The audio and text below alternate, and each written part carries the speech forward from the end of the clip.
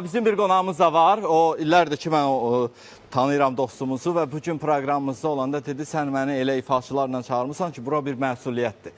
Onların qarşısında oxumaq da bir məsuliyyətdir. Deyir, hətta mən repertuar seçmişdim. Sonra repertuarı dəyişdim ki, burada xalqımıza qulluq edən sənətkarlar var ki, onların yanında mən o mahnıları oxumağım biraz yaxşı olmaz. Çünki onlar elə o milli mahnılarımızın təqdimat eləyənlərdir, bariz nümunələridir. Amma özü də gözəl oxuyur. Maşallah istəyirəm, hər gün toylardadır, hər gün gedir, gəlir, yaxşı da oxuyur, yaxşı mahnılar yazdırır. Bugünkü proqramımızda da İmişli balasıdır. Bilirsiniz də, İmişli də ki, bizim elə sənətkar var oradan, sənətkarlarımız var. Özü də yaxşı ifaçılardandır. Emin Orucovdur, öz ifası ilə proqramımıza giriş eləsin. Gəl, gəl, gəl, gəl. Gəl, ayın.